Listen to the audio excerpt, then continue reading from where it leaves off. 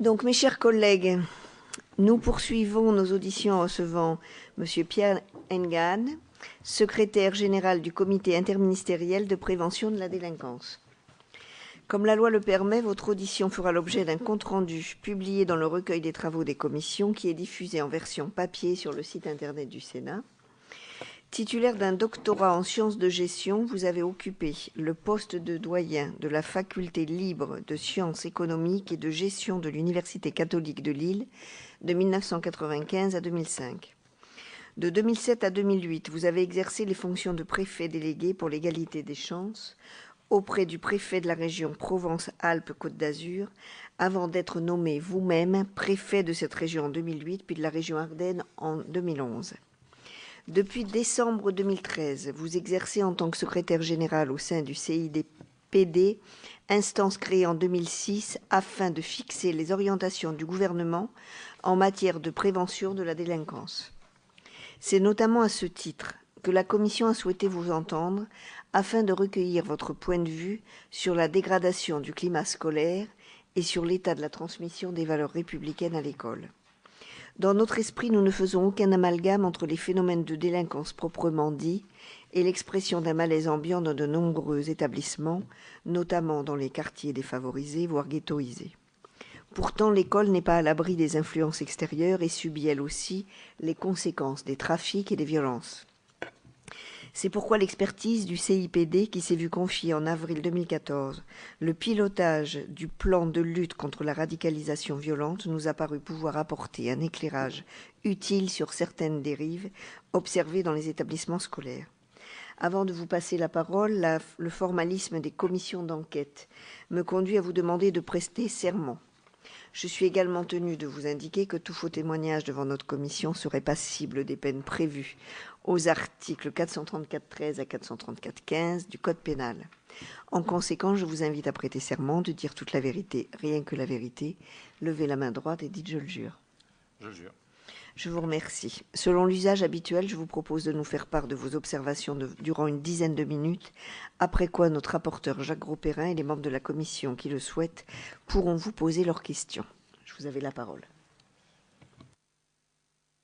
Monsieur le rapporteur, mesdames, messieurs les parlementaires, mesdames, messieurs, donc la France a été profondément touchée par les actes terroristes des 7, 8 et 9 janvier 2015.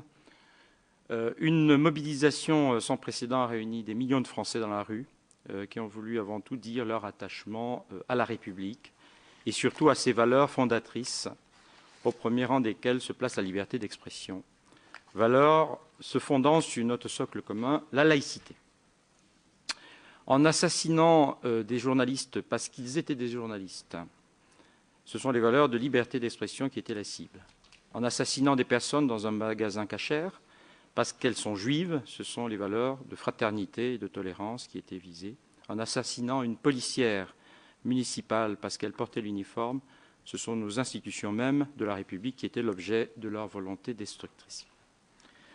Pour répondre à cet affront, la France, dans sa tradition, a massivement manifesté le 11 janvier pour affirmer son attachement à ces valeurs qui la fondent.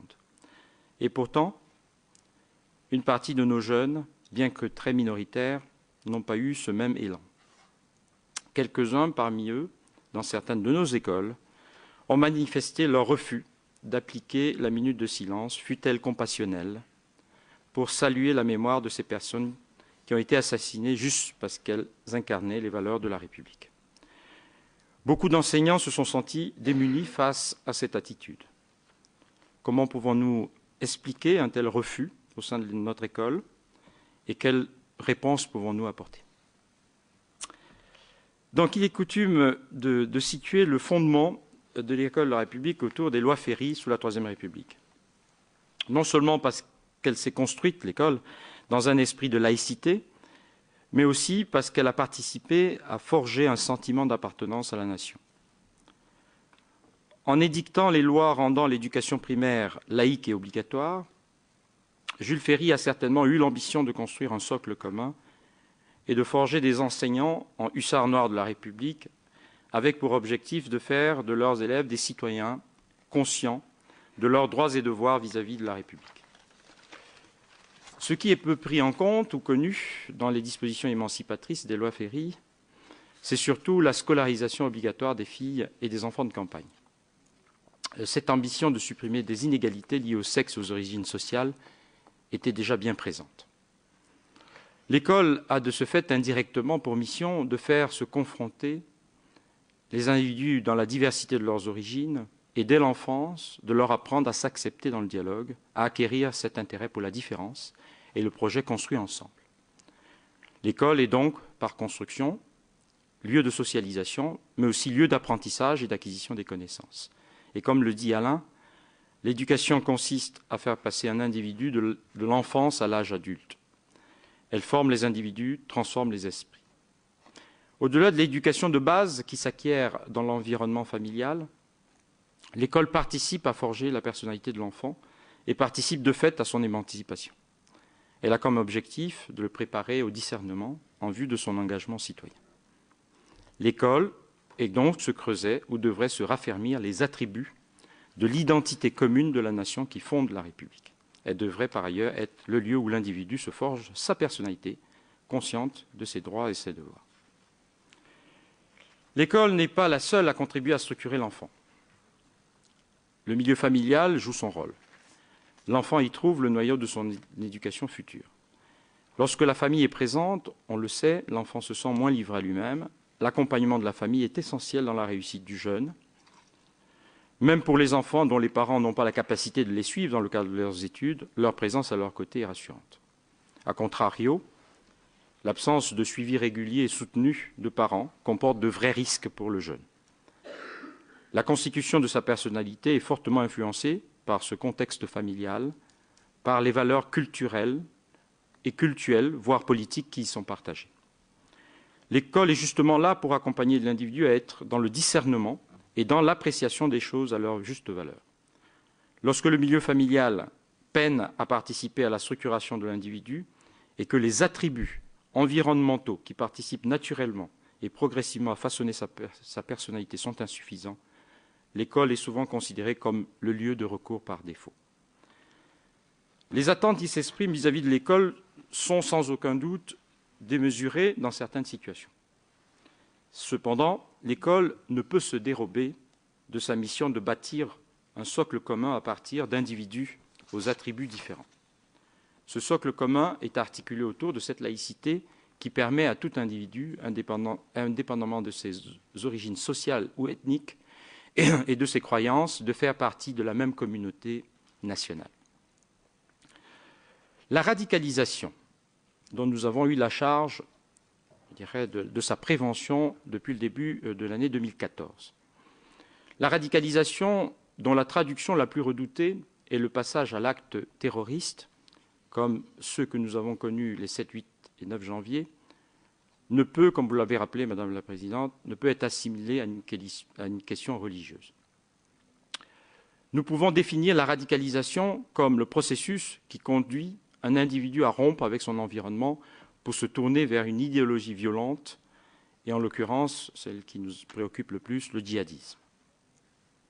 Dans la hiérarchie des comportements dangereux et violents, la radicalisation est considérée comme le premier niveau, et elle peut conduire, bien entendu, au deuxième ou au troisième niveau que sont l'extrémisme et le terrorisme. Si l'objectif de la prévention de la radicalisation que nous avons mis en place consiste précisément à éviter le basculement dans ces deuxième et troisième niveaux, cette radicalisation en amont doit être distinguée d'une pratique même quiétiste, même la plus fondamentaliste de l'islam. La difficulté qui a été la nôtre dans le cadre de la prévention de la radicalisation a été d'éviter le piège de la stigmatisation et surtout de la confusion. Nous demeurons vigilants, nous sommes restés, bien entendu, extrêmement vigilants sur ces principes fondateurs et républicains de laïcité. Il nous paraissait collectivement hasardeux d'essayer de distinguer ceux qui pratiquent plus ou moins bien leur religion. C'est la ligne rouge que nous nous sommes interdits de franchir. Dans le cadre de la prévention de la radicalisation que nous avons mis en place, nous avons surtout privilégié la recherche de critères d'identification de ceux, surtout, qui se mettaient en danger ou qui nous mettaient en danger. Parce que la laïcité, comme le dit Émile Poulain, est au fondement de notre modèle républicain. Elle a permis que la religion, qui relevait du domaine public, relève dorénavant du choix privé, tout en permettant à la liberté de conscience de faire le chemin inverse. Cette liberté de conscience, autrefois confinée dans la sphère privée, peut aujourd'hui s'exprimer dans le domaine public, bien entendu, pourvu qu'elle ne trouble pas l'ordre public. La laïcité est par construction donc inclusive, dans la mesure où elle permet à toutes les religions de vivre sous une même bannière qu'est la République. Elle permet donc à toutes les religions d'exister et de se côtoyer. La laïcité ne doit cependant pas être confondue avec les questions de normes sociales, en référence desquelles nous sommes interrogés. Et je suppose que c'est surtout le sujet d'aujourd'hui. Le port du voile ou le service du repas halal à la cantine, voire même le refus pour certains élèves de suivre des cours d'éducation physique, d'histoire, de sciences de vie de la Terre, ne sont pas des questions de laïcité. Elles concernent davantage des questions de revendication culturelle et identitaire. C'est bien au-delà des questions de laïcité que les enjeux de l'école sont les plus importants.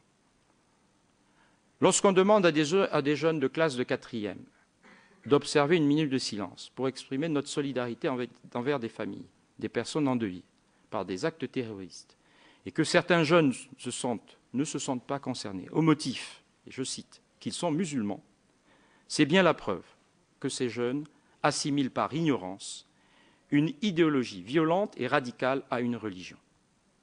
C'est bien la preuve qu'ils ignorent que dans notre droit positif, le blasphème n'est pas un délit. C'est bien la preuve qu'ils ont le sentiment, malheureusement, de demeurer en marge de la communauté nationale. À ce titre, le défi pour l'école est de ce fait, au-delà de la seule question de laïcité, de participer à combattre ces ignorances et à résorber ces postures identitaires pour façonner une citoyenneté commune. L'absence de réponse à ce double enjeu des ignorances et des revendications identitaires est malheureusement le recours par nos jeunes sur Internet aux solutions clés en main ou sous forme de kits prêts à l'emploi.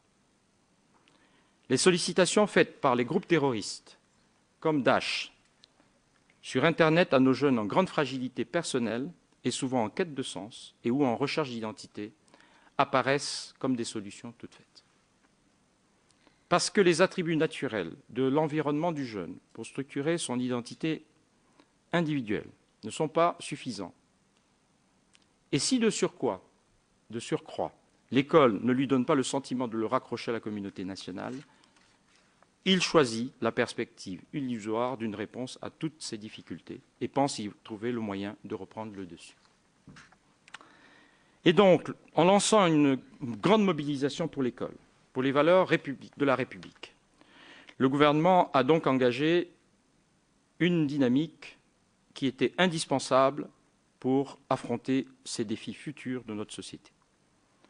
Je me permettrai, puisque la règle du jeu, c'est le jeu de questions-réponses, je me permettrai en conclusion simplement de rajouter une dimension qui est importante à mes yeux et qui touche à ce sentiment d'appartenance. Une partie de nos jeunes souffrent d'une réelle frustration d'être si souvent renvoyés à leurs origines, alors même qu'ils sont la 2e ou la 3e génération au regard de l'immigration de leurs parents. Notre société doit être en mesure de s'interroger sur le regard qu'elle porte sur ces jeunes générations. N'avons-nous pas tendance, parfois, à ne voir en elles que leur origine au détriment du reste, et notamment de leur quête de sens et de leur construction identitaire? Voici, Madame la Présidente, ce que je voulais dire en propos liminaire. Merci beaucoup pour ce propos et bien sûr pour sa conclusion sous forme de questions, parce que je pense que dans notre commission d'enquête, nous devons en effet participer à répondre à cela aussi, parce qu'on ne peut pas tout remettre sur l'école, la société en général. Il faut que chacun en prenne sa part.